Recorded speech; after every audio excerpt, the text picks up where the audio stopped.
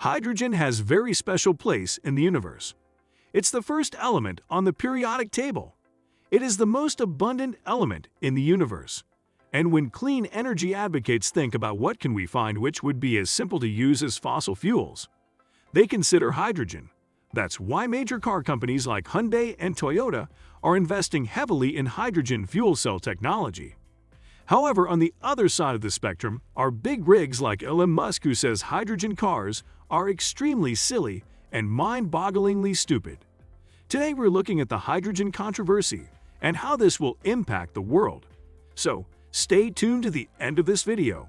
You don't want to miss on anything. Kindly subscribe and turn on the notification button if you haven't already done. So let's get started. Hydrogen fuel cells are not a new invention.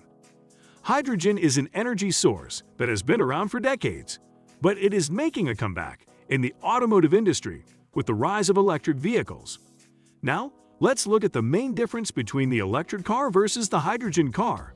Put simply, the electric cars are powered by a rechargeable battery that supplies current to the electric motors that drive the vehicle. On the other hand, you don't recharge a hydrogen car. Instead, you go to a hydrogen fuel station and fill it up with hydrogen, which is then kept in a secure hydrogen tank that feeds a fuel cell with high-pressured hydrogen gas that'll mix with oxygen. This mix starts an electrochemical reaction that produces electricity to power the electric motor. Now let's look inside the fuel cell. A fuel cell consists of a membrane, a catalyst, and an electric motor. The membrane is coated with the catalyst. The catalyst splits the hydrogen into a hydrogen ion and electrons. Simultaneously, the membrane lets the ion through and not the electron. The electron is used to power the electric motor through an electric circuit. After the membrane, we enter the cathode side. The split hydrogen ion combines with the atmosphere's oxygen, using the electron sent through the electric circuit to produce water and produce enough electricity.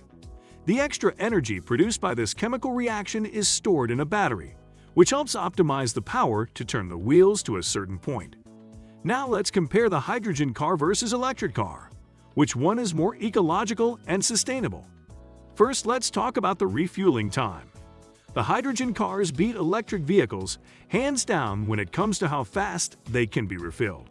Pumping hydrogen into the car tank takes 5 to 10 minutes, while recharging a battery electric vehicle can take 1 hour, or the most common scenario of 3 to 6 hours charging in electric cars. The driving range: the hydrogen-powered Toyota Mirai car motor can travel around 400 miles, which is around the same as the electric Tesla Model S. When it comes to refueling, hydrogen fuel is expensive to fill up. At the moment, 1 kilogram of hydrogen costs around $16, which give a range of 160 miles, whereas an electric vehicle costs $5. You can see where the problem began. The real problem is getting hydrogen. Although hydrogen is the most common element in the universe, it doesn't exist in its pure form in the blue planet.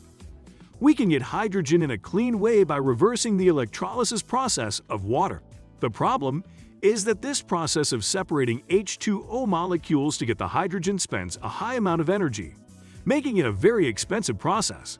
But companies such as H2O Pro, on the other hand, use different technology that is efficient and low cost, allowing them to provide 1 kilogram of hydrogen for $2.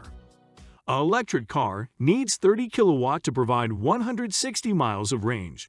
Compare 5 kilowatt to produce 1 kilogram of hydrogen. It takes much more energy to charge an electric car than to generate green hydrogen. Hydrogen has much potential, but the main problem is transporting fuel for hydrogen. It means that you actually lose between 15 to 30% of energy moving from hydrogen production as an uncompressed gas to hydrogen storage as a compressed gas and then back again for use. Another issue is that there aren't as many hydrogen pumps as there are electric charging stations due to the low number of hydrogen vehicles on the road today. If you live in the United States, the infrastructure for hydrogen fuel cell stations is mostly limited to California. The future of hydrogen cars is unclear, but it has much potential. Hydrogen is the most abundant substance in the universe, and it's also the most abundant element on Earth. Hydrogen cars are not as popular as electric cars because they are less powerful. There are many benefits to hydrogen fuel cells, such as that they produce water, rather than toxic gases, and that they can be fueled by renewable sources like solar panels or wind turbines, and if produced in large quantities, the price of hydrogen will fall to $1 per kilogram. However, there are some disadvantages, such as hydrogen tanks having a low storage capacity. At the moment, both hydrogen fuel cell vehicles and battery electric cars depend on other energy resources to be sustainable. As such, let's see how the environment evolves politically and technologically. Still, it could be a neck-and-neck race, and right now, the electric cars are ahead in the game. But, nevertheless, EV gurus are signalizing interest in this alternative. But now comment down below what you think about hydrogen fuel cells, and make sure to like and subscribe